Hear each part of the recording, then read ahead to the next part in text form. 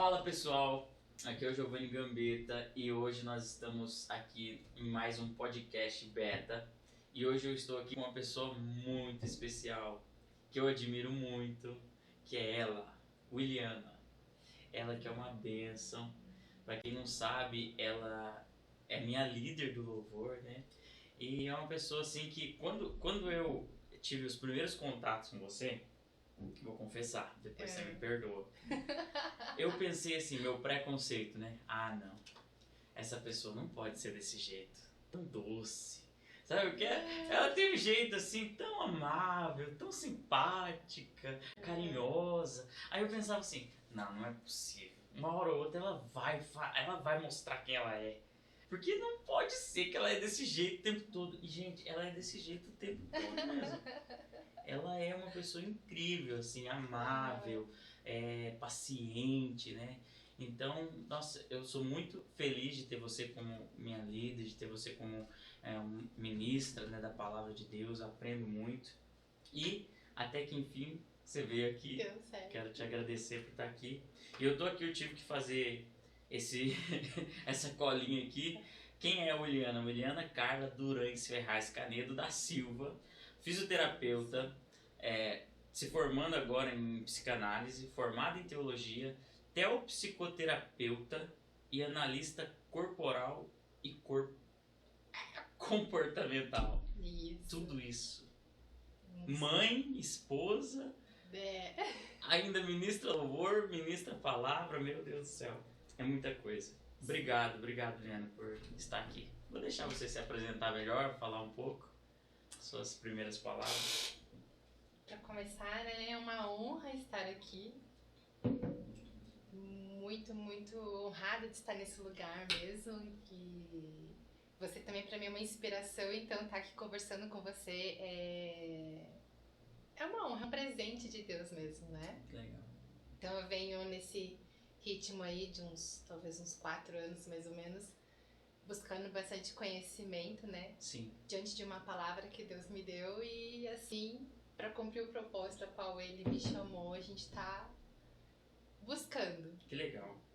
Eu tava vendo aqui, o que seria teopsicoterapeuta? A gente tem uma visão, na teopsicoterapia, a gente tem uma visão do ser humano, né? A gente é um ser... Nós somos 3, né? A tricotomia, que é corpo, alma e espírito. Certo. Então a gente só pode tratar o ser humano diante dessas 3 esferas, de uma forma integrada. Então só assim que a gente vai conseguir atingir uma saúde, digamos, plena, diante dessas 3 esferas, onde não dá pra separar. Que a gente atendia muito, era tudo muito... cada um na sua caixinha. Sim. Ali, tudo muito separado. E acaba ficando falhas, né? Então a gente vê o ser humano nessas 3 esferas, que eles precisam ser atendidos na esfera, no âmbito de corpo, alma e espírito. Que legal. E daí... E a ênfase maior é na espiritualidade, porque sim, é da onde a nossa origem, né? Da onde a gente vem, de onde tudo é igual o peixe, precisa estar na água, né? As plantas, a terra, nós em Deus. Que legal. É interessante demais isso, e eu tava falando com o Leandro aqui, com o cantor Leandro, e a gente falou um pouco sobre isso também. Que às vezes a pessoa tá tão bem espiritualmente, mas emocionalmente ela não tá bem. Exato. Né? Ou às vezes está tão bem emocionalmente, mas fisicamente, né, tá totalmente sem saúde. E às vezes, uma coisa, o nosso ser, quando ele tem um detalhe, ele acaba refletindo nos outros, né? Exatamente, por isso, porque é interligado. Então, o seu corpo vai influenciar no seu espírito e vai influenciar na sua alma, nos seus sentimentos, nas suas emoções e vice-versa. Qualquer coisa que atinja um vai sobrecarregar todos os outros, porque é interligado. Que legal. É isso mesmo. Eu, por exemplo, eu sempre cuidei muito bem do meu espírito, né? Sempre estava na igreja, sempre estava lendo a Bíblia, sempre estava todo dia tendo aquela disciplina espiritual. E aí, espiritualmente, você fica forte, né? Ó, a luz apagando. Espiritualmente, você fica forte e tal. Mas aí, de repente, você vê que você tá gordinho, que você comia e não tava nem preocupado com o que você comia. Exatamente. Não é verdade? E isso acaba sendo um pecado também, né? Você não cuidar do seu corpo. Exato. Né? Às vezes a gente fala só a bebida que é errado, mas às vezes você comer um monte de porcaria também vai prejudicar, às vezes até mais, né? Exato. E foi essa chave mesmo que eu virei esse ano mesmo até, porque Deus ele deu uma palavra, deu um propósito. Pra gente cumprir esse propósito, Sim. você vai ter que estar bem, fisicamente, espiritualmente, só que daí, se você não cuidar do seu corpo, até quando você vai viver para você conviver esses propósitos que o Senhor tem para sua vida? É verdade. Né? Então, e daí entra aquela coisa que você é o templo do Espírito Santo, que você coloca para dentro de você. Sim. Então você vai. E tudo interligado, né? Vai tudo interligando. Então, você cuidar do seu físico vai muito além do que um corpo bonito, um corpo sarado. Isso é até consequência de algo que. Mas é sempre pensando no propósito para aquilo que Deus está te chamando. Né? E você cuidar é se amar. Né? E deixa como um vai puxando o outro. Porque Deus manda que a gente se ame em primeiro lugar. E aí entra o lado emocional. Exatamente. Daí, se você não consegue também se amar, e por que você não consegue se amar? Você não consegue se cuidar, que você não consegue, daí vai entrando. Porque geralmente a tua alma tá ruim. Exatamente. Tem alguma coisinha ali que não tá legal. E aí, se você consegue cuidar dessas três partes, você se torna um ser completo, pleno, feliz. Exatamente. Você consegue viver, né, a vida abundante que Cristo tem. Porque muitos daí acham que você vai passar aqui nessa terra tudo só sofrimento, mas Deus tem a vida plena aqui ainda nessa terra. Que legal. Né? Quando se fala, né, que ele veio pra gente ter essa saúde plena. Muitos acham que é só lá na glória. Não, gente, pra começar a viver aqui já, né? Ele veio pra curar os enfermos, sarar as nossas feridas. E são coisas que não precisa, lá na glória não vai precisar disso. Sim. Já tá tudo, lá não vai ter nada, não vai ter choro, não vai ter doença, não vai ter nada. Então é pro aqui e agora que ele veio pra nos curar, pra ir possibilitando daí através da ciência. E o legal hoje a gente juntar a ciência e fé. Porque um complementa muito o outro. E por muitos anos eles andaram brigando, né? A ciência não, e a fé, cada um no seu quadrado. Cada um no seu quadrado e se confrontando, né? E ambos perderam com isso. Sim. Ambos perderam com isso. Então hoje já se tem uma aceitação melhor disso, onde muitas pessoas, muitas teorias já estão se fundindo nisso, né? E daí você consegue algo completo. Legal. E daí viver essa vida abundante. Legal. Apesar dos sofrimentos, apesar de todas as coisas que a gente vai passar nesse mundo. Sim. Que daí isso pode se concretizar. Que legal. Sabe, Uliana, uma coisa que eu já vi você ministrando em alguns lugares, né? Principalmente esse tema que seria identidade. E eu já vi que você foi ministrar, mas eu nunca vi você ministrando, né, de fato, ali. Eu tenho vontade, mas hoje a gente pode aproveitar aqui e falar um pouco desse assunto, que eu acho muito importante, mas eu quero hoje aprender um pouco mais. Então eu quero te fazer algumas perguntas sobre isso. E a primeira pergunta é: o que é identidade? A identidade, na verdade, é o que você é de fato, né? Ali vai dizer também muito do seu temperamento, suas características, de quem você é, daquilo que você pensa sobre você, né? Ao seu respeito, e é de você se identificar como pessoa, a nosso RG mesmo, assim, sabe? Tem nome, filiação, tem local de nascimento, data de nascimento, tudo isso diz a nossa identidade. E é exatamente o seu nome, como você é chamado, Sim. quando você nasceu e tudo isso. E eu acho muito legal que Deus trabalha tudo isso na gente. E aí, muito importante na nossa identidade é a questão da filiação. A nossa filiação. Da onde a gente veio, pra onde a gente vai. Todo mundo tem essa crise. Sim. Pra onde eu venho, de onde eu vim, pra onde eu vou, o que eu tô fazendo aqui. Sim. Tu me falou, nossa, aquela crise de identidade, por que eu tô fazendo aqui, né? E isso a gente tem essa identidade também em Deus. Que legal. Né? Porque a filiação maior, e daí, lógico, nós temos a nossa filiação aqui do nosso mundo. Sim. Também, né? E muitos problemas são gerados aí, a partir dessa filiação. Sim. Daí dá uns conflitos na nossa identidade.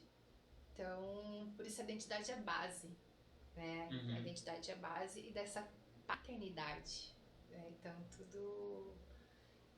Quando a gente tem essa certeza de quem nós somos, da nossa paternidade, de tudo isso, as coisas vão se desenvolvendo melhor no âmbito social, no âmbito emocional, no seu âmbito espiritual, em tudo. Então é a base do nosso ser.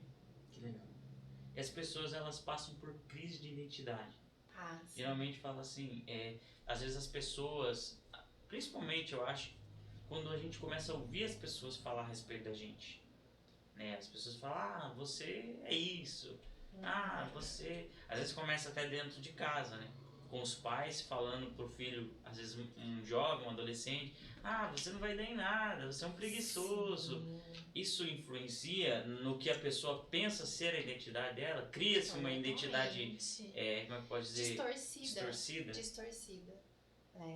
E isso acontece muito. Muitas pessoas não conseguem hoje ter, às vezes, um relacionamento, não conseguem ter uma profissão, conseguir vencer na vida, porque a gente já vai criando, através disso, crenças limitantes. Sim. Que a gente chama, né?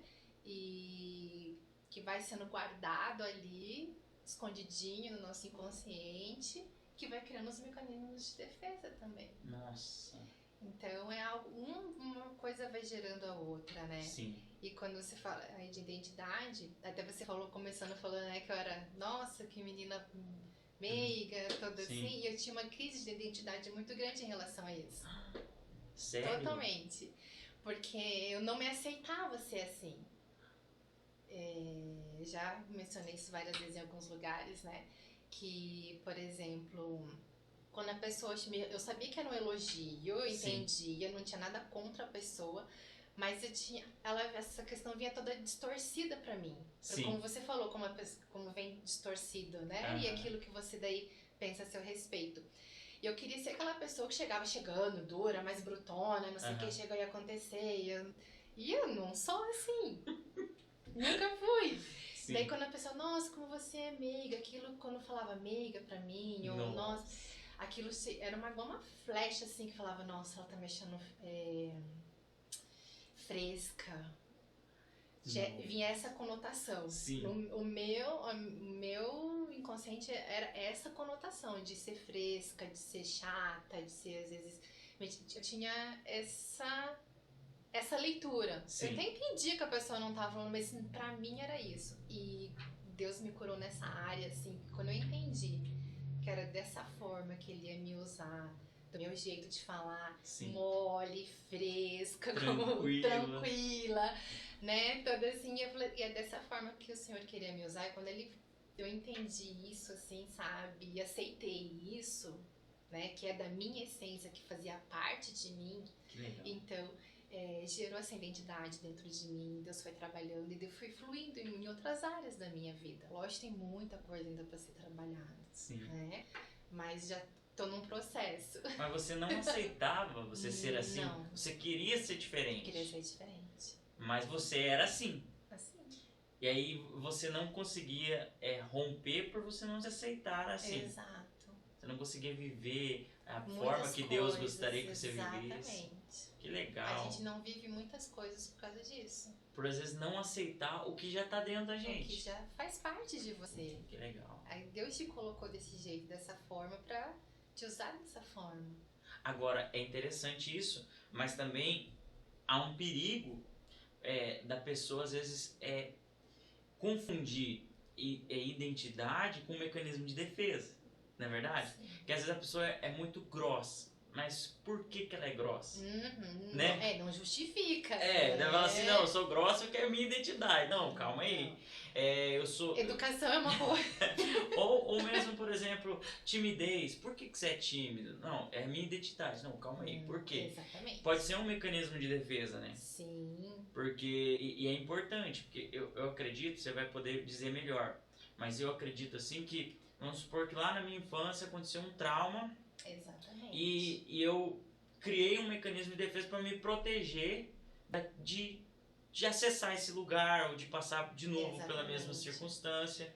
E aí, toda vez que eu me deparo com o perigo disso acontecer, eu aciono o mecanismo de defesa. Para alguns vai ser a ira, para outros vai ser timidez. Exatamente. E se a pessoa não entender que aquilo ali é um mecanismo de defesa que está apontando para um trauma, ela não consegue ser curada, na verdade. E muitas vezes as pessoas resistem a isso. Exatamente. Porque não é fácil você encarar. Não é fácil você mexer ali naquele lugarzinho que te traz dores. Sim. Mas aquilo que é exposto é curado. Sim. Então, se faz necessário, a pessoa tem que estar disposta. Sim. Consciente, saber que vai mexer ali e vai ser... O que vai ganhar é muito maior do que ficar ali. Sim. Escondendo, camuflando, passando aquela maquiagem. Tem pessoas que não têm nem noção. Também. É verdade. Existem pessoas que eu sou assim porque eu já sou assim. Não. Elas não têm noção. Quando começam a ter noção do que aquilo vem disso e disso e vai se curando ali, daí que ela, nossa, é importante é uma liberdade, se liberta. É importante a gente parar e pensar quando começou isso, né? Porque, por exemplo, uma pessoa tem um tipo de comportamento, mas quando começou esse comportamento? Porque daí você leva lá... eu li um livro há muito tempo atrás que falava sobre porta de entrada, né? É importante a gente entender aonde foi a porta desse problema. Sim. Onde foi o começo, o início desse problema. Tratar a causa, né? Não os sintomas. Porque a gente está acostumado a tratar muito os sintomas. Exatamente. Então, tratar a causa. Porém, às vezes você não consegue saber direito qual é a causa. Porque tem causas, coisas que aconteceram vida intrauterina. Então você não tem essa consciência, mas está registrado ali dentro. Ali, foi registrado. Nosso inconsciente pega tudo. Fica registrado. Né? É registrado nas nossas células, no nosso corpo é registrado. Igual eu falei, você falou, eu sou analista corporal e comportamental. Sim. Então, nosso biotipo físico é o registro dos nossos traumas, só que ele nos dá superpoderes ao mesmo tempo e também as nossas dores. Então, às vezes você vê no biotipo da pessoa, mais ou menos assim, você vai saber muitas características dela. Meu Deus, não sabia que isso era possível. Então isso se dá tudo conforme do seu sistema neurológico, onde vai sendo desenvolvido, né? Conforme aquele impacto emocional muito grande que você viveu, ele marca ali, só que essa marcação, além de traz essas dores, mas traz potenciais também, mecanismo para você vencer essas dores. Então, tudo... Tipo um anticorpos. Ao mesmo tempo que vem o vírus, vem o anticorpos. Bem isso, exatamente. Legal. Então, tá tudo interligado, né? Deus é muito lindo quando fez o ser humano. É fora do comum. É verdade. É fora do comum mesmo. E uma coisa com relação à identidade. Quando eu falo de identidade, eu sempre lembro do filho pródigo, né? Que ele tinha identidade de filho, mas quando ele agiu errado, ele mesmo desacreditou de quem ele era, né? Ele desejou comer a comida dos porcos e ele também falou assim, eu vou voltar para casa do meu pai, mas eu vou falar, me trata como um dos seus trabalhadores, né? Eu já não sou digno de ser chamado seu filho. O que fazer nessa situação? Quando eu perco a minha identidade, ou quando eu penso não ter o valor que eu tenho, sabe? Porque hoje eu acho que muita gente passa por isso. De passar por momentos assim que agiu errado, fez o que não devia fazer, e ali tá pensando em desistir porque fala, eu não mereço. Uma das coisas mais difíceis que a gente tem que enfrentar é a questão da culpa. A culpa, ela te paralisa, sim, e te vai te levando a uma decadência, né? Então, para começar, você tem que saber que a gente é ser humano, a gente está sujeito a errar, só que a gente tem algo muito maravilhoso, que a gente pode retornar. O filho pródigo, ele retornou para casa, a gente pode voltar de novo aos braços do pai, a gente pode retornar a ter uma saúde melhor, uma vida plena. Então, é possível fazer esse caminho. É questão da gente querer ter a consciência que é possível, né? Que a questão de você aceitar, a aceitação é algo muito importante. E essa aceitação, na verdade, é o perdão, é o se auto-perdoar também. Muitas pessoas têm essa dificuldade, às vezes tem facilidade de perdoar o outro, mas se perdoar é algo, às vezes, muito difícil, porque a pessoa é muito crítica em relação a si mesma, não, né? Sim. Eu tinha um pouco isso também comigo, sou muito crítica em relação a mim mesma, então Deus trabalhou muito essa questão do auto-perdão, eu mesma me perdoar em algumas coisas. A gente erra, né? E aquilo que você acabou fazendo de errado, então é muito importante para que não deixa somente entrar coisas ali que vai te querendo desistir, falando assim, realmente eu não fiz isso, agora não tem mais salvação para mim. Tem. Essa é a boa notícia, que tem. Que a gente pode, não colocando só no âmbito espiritual, sim, mas a gente pode, o nosso organismo, ele tem, pra gente gerar um novo hábito, existe formas de novas condutas, da gente criar novas redes neurais, porque o nosso comportamento, nossos sentimentos, tudo que há dentro de nós são redes neurais, e onde passa ali os neurotransmissores, é tudo química. Sim. Tudo química. Então, existem maneiras de você criar novas conexões ali que te ajudem a sair daquele hábito antigo que te fazia mal, até os pensamentos, né? Aí, ruins, negativos, então... Às vezes a pessoa tá tão numa crise de culpa e etc, que ela pensa em se matar. E então é possível essa pessoa, na verdade, essa pessoa que pensa em se matar, ela não quer se matar, né? Ela quer acabar com a dor dela. Exatamente. Ela quer que passe aquele momento. Então é possível ela recomeçar, é possível ela ser uma nova pessoa. Com certeza. Jesus mesmo falou para Nicodemos, né? É necessário nascer de novo. Então nós podemos nascer de novo. Nascer de novo é ser um novo homem, ser uma nova mulher, ser um novo ser humano. Às vezes a pessoa tá tão mergulhada nessa dor, assim, tá tão que ela não consegue enxergar as possibilidades, ela não consegue enxergar um novo caminho, não consegue enxergar, né? Por isso que é necessária ajuda, né? E muitas pessoas às vezes também não aceitam essa ajuda, essa que é a questão. Sim. Né? Mas há possibilidades. E o mais triste é você viver uma vida, chegar num tempo e se tá frustrado porque você não viveu e não viveu, na verdade. Chegar, nossa, o que eu fiz na minha vida? Sim. Daí, o mais triste é isso, você viver e ver que não viveu, né? Nossa, a frustração. A frustração, né? Só que sempre vai ter um escape aí que a gente pode... O nosso organismo, ele foi feito para para ter saúde. Ele foi feito, ele se regenera, Sim. né? Ele tem os ciclos dele, né? Todas nossas células ela tem os ciclos, tudo, então Sim. tudo é ciclo, não é?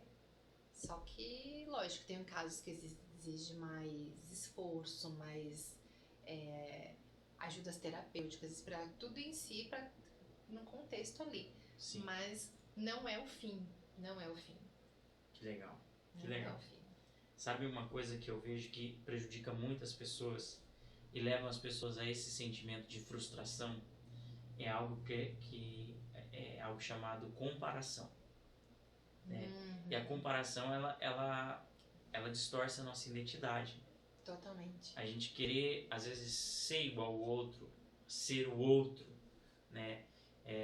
Hoje as redes sociais, ela é baseada em mídia, né? Sim. É muita coisa que ali mas na vida real não é. Exatamente. E às vezes a gente fica se comparando. Porque eu não tenho aquilo, por que não sei o que, exatamente. E isso dá uma crise na gente de identidade, né? Em muitas pessoas. Muitas mesmo.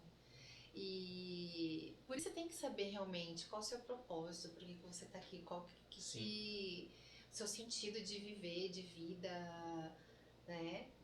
Pra que você não se perca. Sim. Nesse mundo de informação, nesse turbilhão de coisas que vai gerando na sua mente, porque, na verdade, a internet, a mídia, essas coisas, ela foi criada pra isso, pra envolver sua mente. Pra tornar um consumidor das coisas ali, e as estratégias que eles usam pra isso. Funciona porque eles acionam um mecanismo no nosso cérebro de recompensa que te faz gerar, como eu já disse, os neurotransmissores ali que te dão a sensação de prazer muito rápido. Uhum. Isso vicia. E é viciante. É viciante. É verdade. É viciante. Então, mas eles acionam um mecanismo muito rápido. Então o cérebro quer mais. Na hora que você vê, você passou no celular, ele já tá 2, 3 horas e nem viu. Meu Deus. E assim. É bem isso. Show de bola. E a gente tava falando sobre a importância de se perdoar, né? Uhum. E agora, outro assunto que você ministra também bastante é sobre relacionamento conjugal. E eu queria te perguntar sobre relacionamento conjugal também. Às vezes, a gente gera muita expectativa no outro. Esses dias eu tava meditando e eu tava pensando assim, nós queremos ter, mas não queremos ser. Uhum. Nós queremos ter um amigo, mas a gente não quer ser amigo.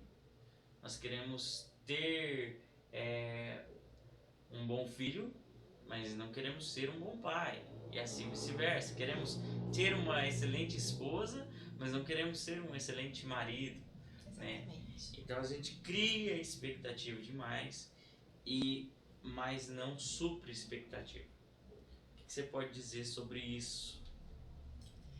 Isso é algo que é essencial para qualquer relacionamento, mas principalmente a dois ali, conjugal, né? Sim. Porque a gente espera sempre muito do outro, né? E a gente não tá disposto à mesma coisa. É verdade. E tem algo que eu tenho aprendido a cada dia, assim, quando a gente muda, o outro muda. Quando começa em nós, daí vai chegando, assim, né? E todo casamento, lógico, tem seus problemas, seus altos e baixos. Quem nunca quis separar na vida? Acho que se alguém falar pra mim que casou e nunca pensou em separar, nossa, eu acho que é mentira. Tem que tirar o chapéu, né? Pra mim é mentira. Não existe. Eu acho, bom, não sei, mas pra mim acho que não existe. O Cláudio Duarte fala que ele já separou umas 40 vezes, já separou e voltou com a mesma esposa, né? Então, daí é essa questão. Você tem que ter muitas coisas bem definidas, né? E uma das coisas que é muito importante no relacionamento é o diálogo. A gente poder ser franco um com o outro de verdade. Sim. Porque exatamente, muitas coisas ali, você tá pensando uma coisa e você acha que ele tá pensando a mesma coisa e não tá. E daí você já deduz e fica aquela desencontro assim. Uhum. Então a gente precisa ter uma base de comunicação. E voltando na questão da gente, se a gente realmente quiser mudança, a mudança sempre tem que começar em nós. Tem que começar em nós. Ai, mas é ele que tá errado. Não interessa. Faz você diferente. Faz toda a diferença. E eu tenho aprendido isso. Não foi fácil. Não foi fácil ter que fazer. Me sentir a certa, né? Aquela coisa de você daí. Nossa. E ter que fazer diferente. Mas isso, lógico, foi com muita dor. Deus, é muito Deus falando mesmo. Não, Deus, então tá bom, entendi. e é assim o relacionamento. Sim. Daí um não quer ceder. Um quer falar mais que o outro, quer falar mais que o outro. Sim. Não dá certo. Igual esses dias conversando com uma pessoa, né? Onde é mais fácil a gente terceirizar daí. Porque ela culpava o marido, que é porque o marido que deixava ela... Ele era o problema dela ser ansiosa, nervosa, brava. Sim. Mas se ela... E daí, então, quer dizer, porque ele é o problema, não é eu. Então, se eu tratar primeiro a minha paciência, como... Isso é uma questão de orgulho? De eu não querer reconhecer os meus erros e botar a culpa no outro? Também orgulho. É que é aquela coisa de você ter que mexer em você primeiro, tratar a gente primeiro, não é fácil. É um confronto. Sim. Saber que eu tenho que mudar. Examinar nós mesmos é muito difícil. Exatamente. Então, muito mais fácil examinar o outro. O confronto. É muito mais fácil dar jeito no outro. E às vezes aquilo que o outro falou pra você, você não quer aceitar. Uhum. Mas em vez de você retrucar, por que você não para e pensa? Nossa, realmente, ele falou, é verdade. Então tá, então o que eu posso fazer pra mudar? E conforme você vai mudando toda a dinâmica. Ali, daí a pessoa vê que você tá mais receptível, mas vai parar pra pensar, falar, nossa, por que eu também não posso mudar? Ser um pouquinho melhor, já que ela tá abrindo mão disso. E depois as coisas vão se encaixando. Mas o renunciar é difícil, ninguém quer perder. Sim. Né? O perder é complicado. O ser humano não quer perder. É verdade. Então, mas às vezes é perdendo, às vezes que se ganha. É verdade. E o que fazer, Uliana, é um relacionamento que chega no seguinte caso, da pessoa falar, eu não amo mais. Sabe, eu já convivi com pessoas que falam, eu não amo mais tal pessoa, eu não amo mais meu marido, eu não amo mais minha esposa. O certo de fazer nessa ocasião é separar? O que se faz? Há solução para uma pessoa que diz eu não amo mais? Tem que ver todos os fatores que levaram a isso. Certo. Né? É muito relativo, assim. Você tem que ter muita clareza também no que vocês querem. Por exemplo, eu tenho pra mim, tipo assim, a separação nunca vai ser a solução. Sim. Então, eu sei que eu vou ter que resolver aquilo que não tá legal, que tá pendente, a gente vai ter que resolver. Certo. Daí eu peço sempre estratégias pra que não chegue a esse ponto. Né? Agora, quando chega a esse ponto, eu não amo mais. Vai depender muito de se eles querem tentar, por exemplo, voltar na terapia, por exemplo. A gente tenta trazer a pessoa novamente para aqueles momentos ao início, onde o que gostavam um no outro, o que se perdeu ali, aonde que se perdeu. Só que as pessoas precisam estar dispostas, e hoje em dia é muito mais fácil acabar para começar um outro relacionamento. Só que daí, muitas vezes, quando você acaba aqui e começa outro, os problemas continuam porque você não tratou, porque tem coisas ali que às vezes você precisa tratar dentro de você, que você carrega junto pro outro relacionamento. Não adianta só acabar. Então, precisa ser olhado com muita particularidade isso, entendeu? Se realmente Porque não adianta, se dois não vão querer, mas precisa ver esse consenso. Vamos tentar reatar e ver, mas como é que o confronto, o você ter que ceder, você ter que mudar, você ter que... Dá trabalho. Dá trabalho. Então as pessoas não querem ter esse trabalho, eles querem já acabar aqui pra começar outro que é mais fácil. E aí tem aquela frase, não adianta mudar de aliança se o dedo continua o mesmo. Exato, mas daí então você tem que olhar com muita particularidade, né? Sim. Se vão estar dispostos a isso ou não, a reatar tudo aquilo que um dia... Como eu disse, é possível. Sim, é possível, muito possível. Porém, daí vai depender... Precisa haver disposição. Precisa haver disposição, porque como eu disse, é trabalhoso, não é? Não é romantizar, as pessoas têm mania de romantizar, né? Não então dá trabalho, mas assim, é um trabalho que você depois vai ver que vale a pena. E como lidar com quando o casamento entra em crise e no decorrer dos anos, muitas crises vêm. Muitas crises. Como passar por essas crises? Qual que é o segredo? Qual que é o segredo para passar por essas crises sem mágoa? Sabe? Você entende o que eu tô querendo dizer? Fazendo com que... Porque assim, eu acho que o casamento ele precisa... Quanto mais o tempo passa, melhor ele fica. Exatamente. Esse teria que ser o propósito do casamento ali. Eu acho legal que o meu marido sempre fala isso, nossa, cada vez que passa vai ficando melhor. Ai, que legal. Né? E Deus tem surpreendido, porque a gente tem vencido as arestas que aparecem, foram muitas, nossa, e muitas mesmo. E a gente vê que a gente venceu cada uma e vai ficando cada vez mais unido, mais... Essa questão de ter a ver o perdão, né, para não juntar mágoas. Isso tem que ser tratado com muita... tem que ser olhado com muito carinho mesmo, porque é como se fosse um tijolinho que você deixa, que você vai, coloca aqui, depois mais outro tijolinho, depois mais outro tijolinho, de repente tá aquela muralha intransponível, e daí pra você quebrar aquela muralha é muito mais difícil, muito mais difícil. Então aconteceu ali, é o diálogo. Daí às vezes você fala, mas é o ressentimento. É o perdão. É o perdão. Eu não consigo. Perdão é decisão. Sim. Eu não consigo, mas você vai perdoar. Porque vale muito mais a pena você perdoar, você se reconciliar, do que deixar criar essa muralha. Sim. E tendo estratégias no dia a dia para isso. Por exemplo, eu gosto às vezes de mencionar, é uma estratégia que Deus deu pra gente.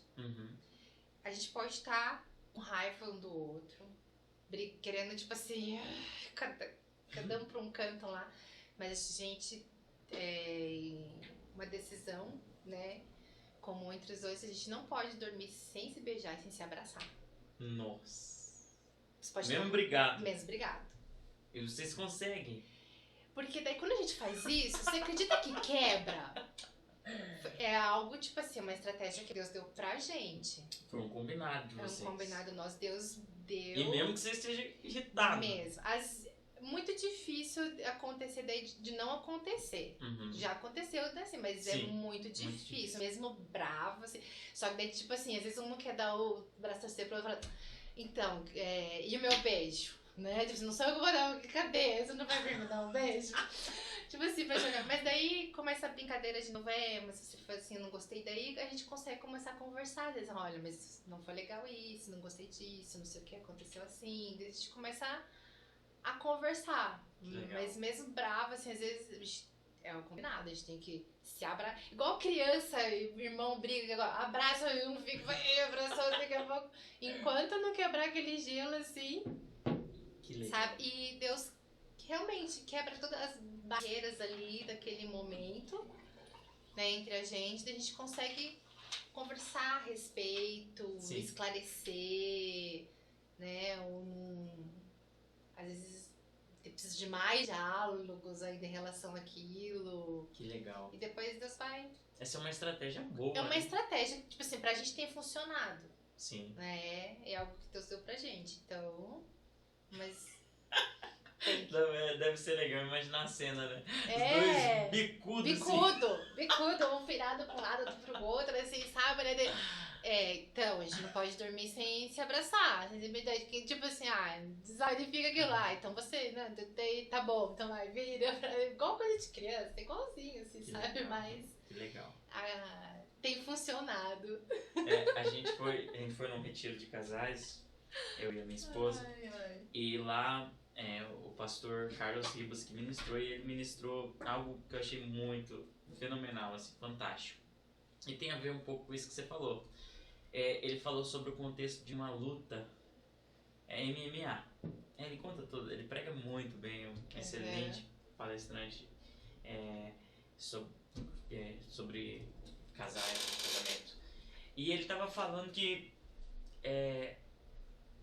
o casal ele tem que brigar. Na verdade, ele não tem que brigar, ele tem que lutar. Uhum. Qual que é a diferença de briga e de luta? Que briga é briga de rua. Briga de rua não tem regra. O cara pega um pedaço de uma pedra e taca na cabeça do outro. Tá brigando na rua. Uhum. Sabe aquela... Às vezes o cara mais fortão pega o cara mais fraquinho na rua e dá uma surra nele. Isso é injusto. Sim.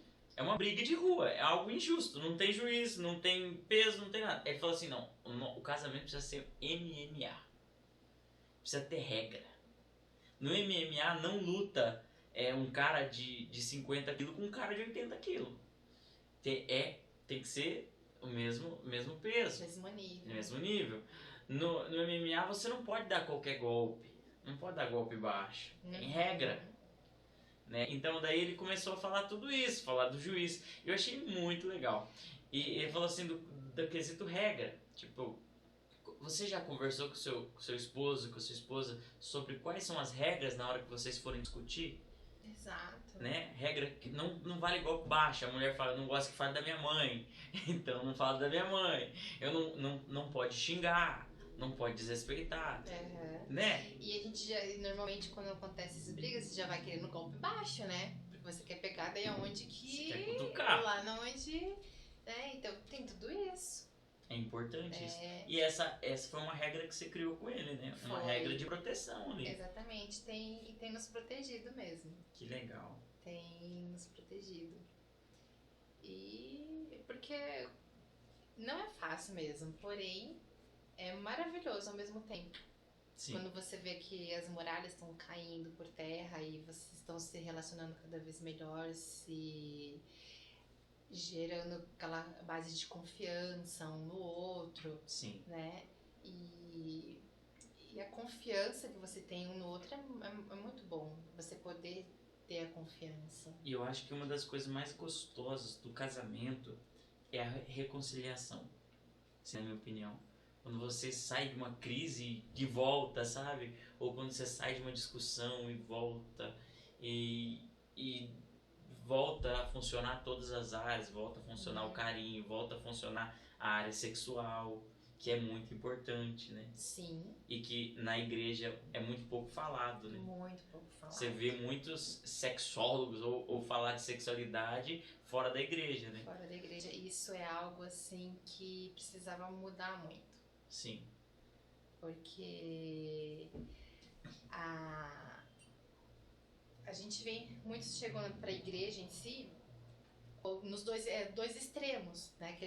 Um que tá no mundo que pode todas as coisas, de um lado e outro lado religioso que você não pode nada. É verdade. E tudo confronta, tudo te prende, e os dois tá errado. Nossa, eu já ouvi tanta coisa, meu Deus do céu. E os dois tá errado.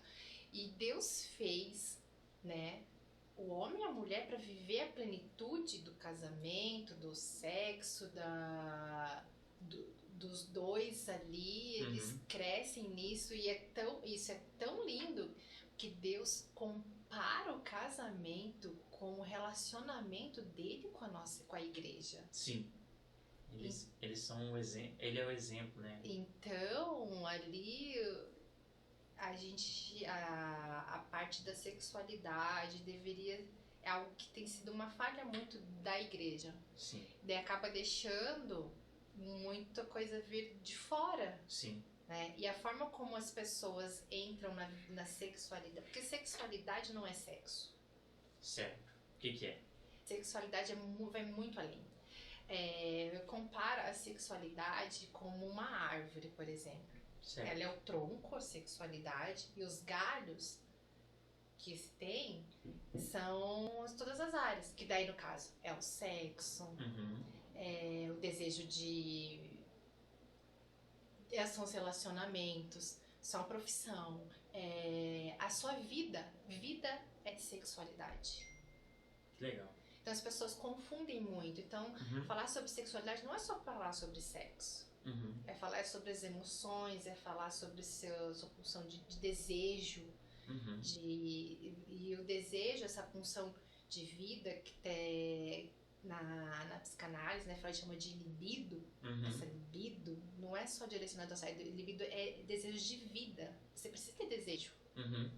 Porque senão, desejo de você ter relacionamentos, desejo de ser alguém, desejo de escolher uma profissão, desejo de até de comer alguma coisa, assim, tudo isso está relacionado à sexualidade. Eu não sabia disso. Exatamente. Então, sexualidade é algo que é o seu equilíbrio emocional, sabe? Então, tudo está relacionado à sua sexualidade. Que legal. E o sexo é só uma parte da sexualidade. Porém, né, não é falado, é tido como algo, nossa, e precisa ser falado para que não venha, porque aí vem muito deturpado. E a forma como as pessoas aprendem, né, a sexualidade em si e o sexo tá vindo de uma forma muito errada. Então, as nossas crianças estão sendo bombardeadas e aprendendo de forma errada. Sim. Então, todas as gerações que vieram vêm de forma errada. Então, entra num contexto de forma muito errada. E isso prejudica muito o relacionamento, o casamento. Porque cada um daí vem com muitos traumas em relação a isso. E como não se é falado, às vezes você não consegue falar com o seu próprio cônjuge a respeito dessas coisas. Sim. E se não é falado, foi criando barreiras ali. Num relacionamento, você precisa aprender a conversar sobre tudo. Você tem que ter essa liberdade de falar com a pessoa que está ali do seu lado sobre tudo. Sobre os seus sentimentos. Só que, lógico, tudo isso é um processo. Às vezes não é de uma hora para outra. Sim. Por isso tem que ter a confiança, a aceitação e o carinho, o não julgamento. Acima de tudo, não julgar. Uma vez eu fiz uma dinâmica, né? Eu falei, gente, aproveitem que esse é o momento, né? Do casal, para eles escreverem, né? Cada um seu bilhetinho ali, 3 coisas que eles gostavam no relacionamento de um para com o outro. Um fazia pro outro, assim, né? No caso, eu ia escrever 3 coisas que eu gostava que o meu marido fizesse. Inclusive na área sexual. E 3 coisas que eu não gostava. Depois vão trocar os papeizinhos. Sim. Então aproveita que agora é a hora de falar, né? De você colocar aquilo que você não gosta e aquilo que você gosta. A pessoa precisa saber aquilo que você gosta, aquilo que você não gosta. Sim. E conversar a respeito disso. Porque às vezes a pessoa fala, nossa, tô abafando, tô achando... E a pessoa tá lá, não tô gostando de nada. E só vai camuflando. Aí você falava magoar. Não, a pessoa tem que estar tanto disponível para falar, como também para receber. E sem julgamento. Saber que aquilo vai para melhorar. Para melhorar. Sim. Então, e graças a Deus, apesar de todos os nossos conflitos, assim, que eu já tive até agora no meu casamento, e não foram poucos, a gente conseguiu essa maturidade, assim, sabe? Sim. Nisso. Que legal. E qual seria a forma correta de se ensinar sexualidade? Desde do ventre. Como assim? Porque, como eu disse, a sexualidade, ela não é só o sexo. Então, desde quando uma pessoa tá grávida ali, você já tá recebendo essa criança. O fato dela receber carinho, tudo Receber isso. carinho, já se sentir amada, se sentir esperada, ou até mesmo por ter uma área da psicanálise, que é a psicoembriologia, Uhum. que trata muito isso, né? Que às vezes ali está passando, a mãe tá passando, a família ali passando por um momento muito difícil, e o bebê sente, o feto sente tudo que você tá passando. Certo. E você, eles chamam de contextualização. Você contextualizar o bebê que aquilo não é culpa dele, que não tem nada a ver com ele, que aquilo que tá... Você pode parecer bobeira, Sim. né? Mas isso faz muito sentido. Então, porque como eu disse, a sexualidade, ela não é só, como eu disse, só sexo. Então ela vai, principalmente na área das emoções, os sentimentos, tudo isso. Então, você já começa desde ali. Eu acho que isso é muito falho ainda, né? Na parte da obstetrícia, tudo. Acho que deveria ser mais falado como isso influencia na vida da criança. Sim. Né? Então, depois quando nasce, a forma como ela é recebida, até a forma...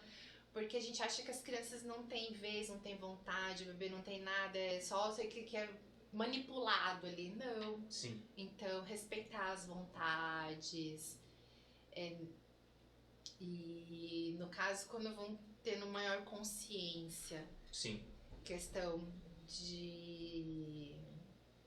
Tudo dentro da sua idade. Certo. Tudo Esse é um assunto interessante até. É tudo dentro da sua idade, mas precisa ser falado conforme que a criança vai conseguindo absorver, mas tem que ser falado porque, tipo assim, ela vai aprender no celular, ela vai aprender quando a criança ouviu falar, porque hoje, infelizmente, o índice de abusos é muito grande. E até o índice é muito alto até com bebês. É uma dura realidade. Então, às vezes, uma criança ela já vivenciou isso, e quando isso é muito...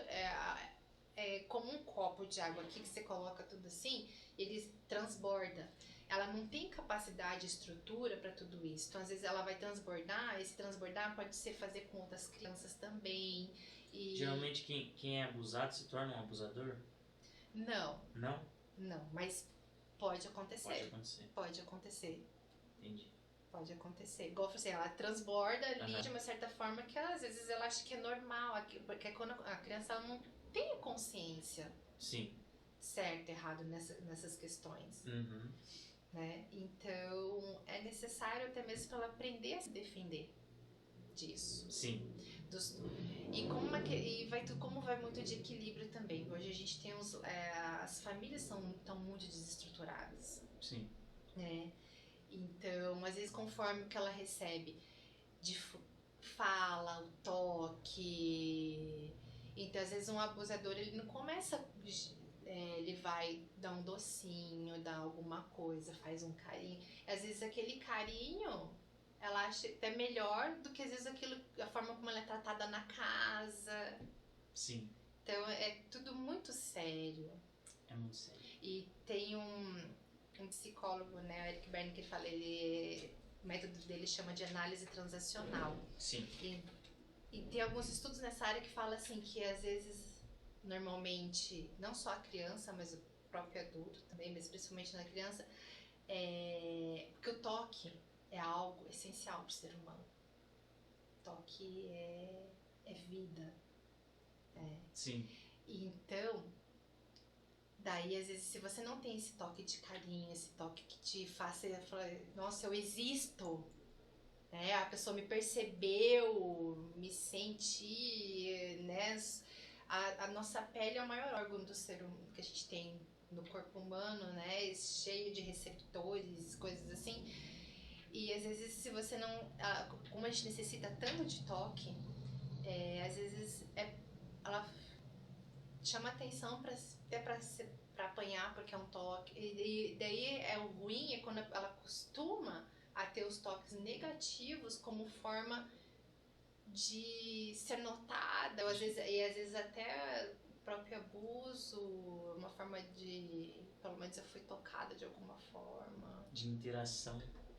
E depois gera muitas outras coisas, né? Lógico, assim. Mas como é importante o toque. Então, e se você tem uma educação sexual desde pequenininho, assim, que coloca a criança para entender a forma que ela precisa ser tocada, a forma que, né, ela aprende a se defender, sabe o que é certo sobre o seu corpo. Porque diz, ai, não pode falar isso, ai, não coloca a mão aí, ai, não sei o que. Desde aí que a gente já começa, menina, quando você tem essa perna aberta, todas essas coisas. Então, a forma de a gente falar, da gente contextualizar tudo isso, tudo tá falando sobre sexualidade. Sim. E isso vai gerar consequências também tudo lá na frente.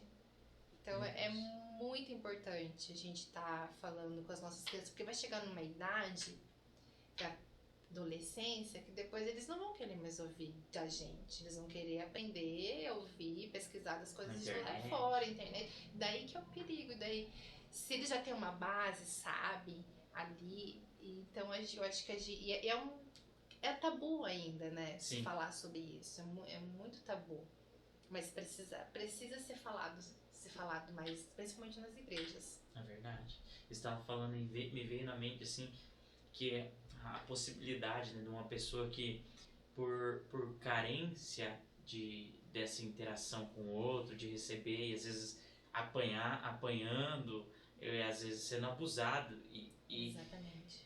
Ela vai crescer e vai se envolver em relacionamentos tóxicos, né? Totalmente. Em relacionamentos abusivos. Exato, vai ser uma codependente emocional muito grande. Muito grande. Interessante, né? Como a área, e tem a ver com a área sexual, de fato. Que não é só o sexo, né? Envolve tudo. Essa interação com o mundo, como né? A interação com o mundo é a sexualidade. Legal. A sua interação com o mundo. E o sexo seria a parte da sexualidade e a parte erótica. Sim. Né? Entendi. Exato. Que não se resume só nisso. Não. Que legal. É muito além. Que legal. Porque daí a gente tá também na área espiritual, né? Porque Sim. a gente sabe que o sexo é um encontro de almas, é uma partilha. Sim. Ali, é algo muito forte. Sim. Então, e as pessoas, né, hoje banalizam muito, né? Não tem nem consciência disso, acham muito, nada a ver, é só instinto, não, é muito mais sério. Nossa. E interessante demais. Eu tava falando sobre essa questão de identidade, né? Sim. Fazendo o estágio, que eu terminei agora, quando que eu atendi, né? Normalmente mulheres que perderam totalmente a identidade. De não saber nem o que gosta mais, do que fazer, sem sentido, vivendo, né, no automático, assim. Sim. E sem prazer nenhum com a vida. Nossa. Com a família em si, o que fazer, né? E eu achei muito interessante isso. E normalmente eram tudo mulheres cristãs. Sim. Né? Conhecedoras da palavra, que tinham conhecimento. Então, isso que a gente precisa resgatar no meio cristão mesmo. Como você falou muitas vezes, o nosso espírito, você tá ali, mas suas emoções tá tão ali, você tá tão machucada que você não consegue viver daí aquilo que o Senhor tem pra sua vida. Sim. O seu ministério, tantas coisas assim. E você tem que mexer nisso, tem que mostrar isso, fazê-las se resgatar novamente, sabe? Essa palavra mesmo, se resgatar, se amar, olhar para dentro de si, porque a mulher, assim, com essa questão do feminismo, né, em si, perdeu muita coisa. Ganhou-se muitas coisas, lógico, né? Não sou hipócrita em falar que, nossa, eu não tenho minha liberdade, meus direitos, minha independência financeira, como, né? Tudo isso é muito bom, tudo muito bom. Só que a mulher, ela se sobrecarregou muito também nessa questão. Sim. Né? E também se anulou de muitas coisas.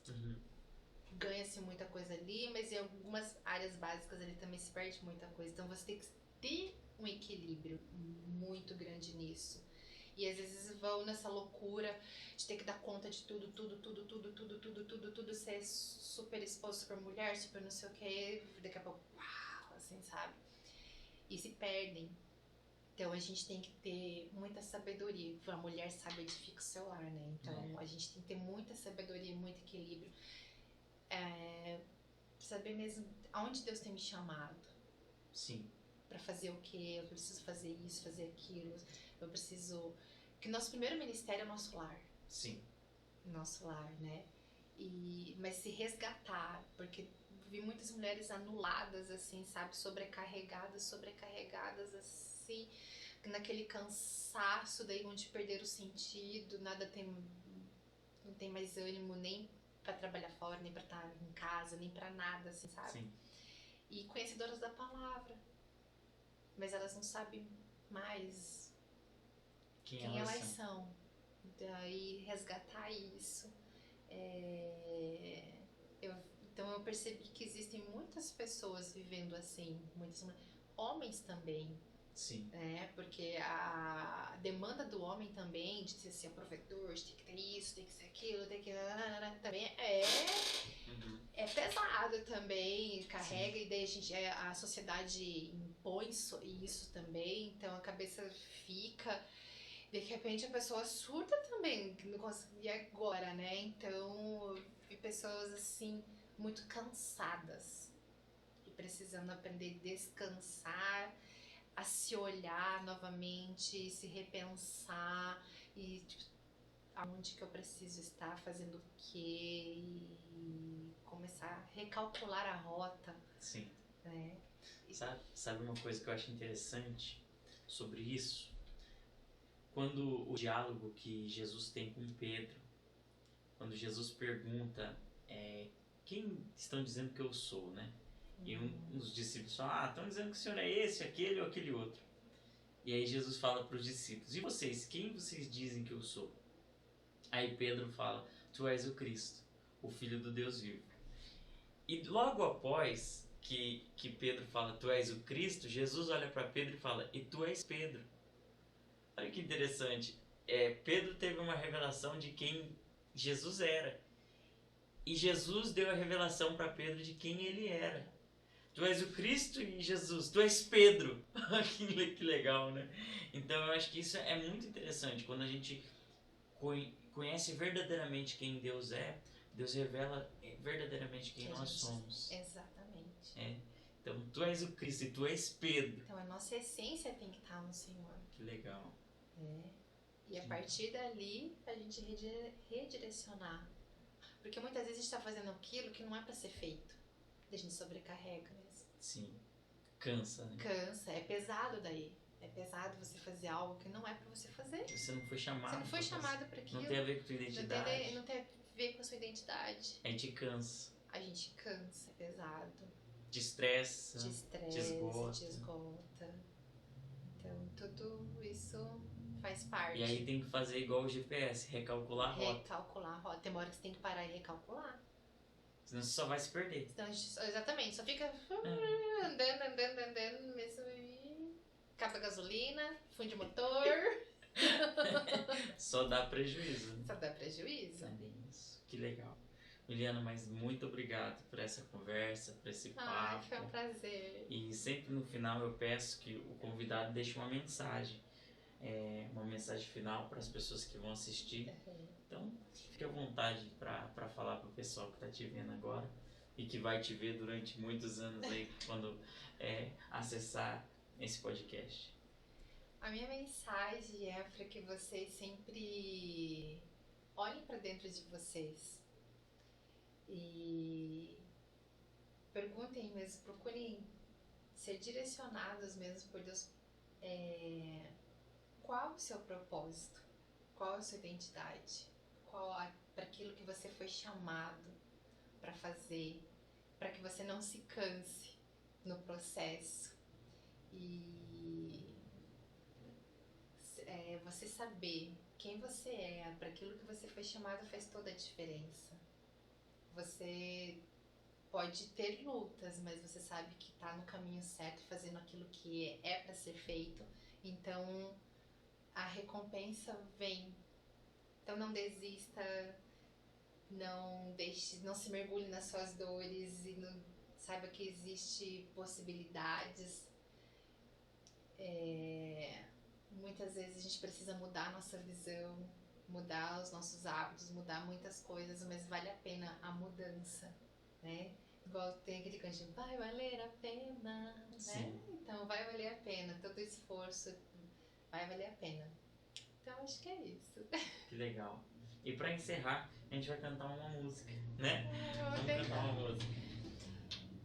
A música na minha vida é algo assim, é onde Deus fala muito comigo. Sim. Então a música é algo muito especial assim na minha vida. Que legal.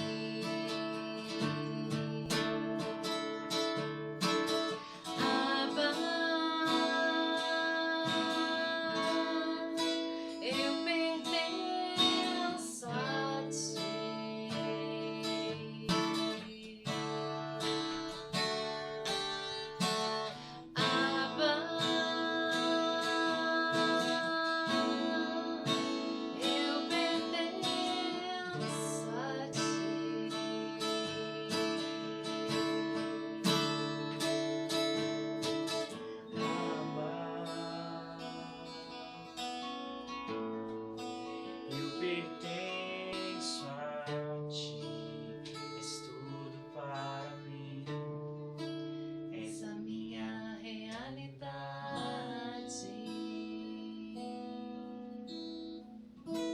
É isso aí. Deus abençoe. Amém. Obrigado a você que acompanhou até aqui. Não se esqueça de curtir, comentar e compartilhar. Que Deus abençoe a sua vida e até mais.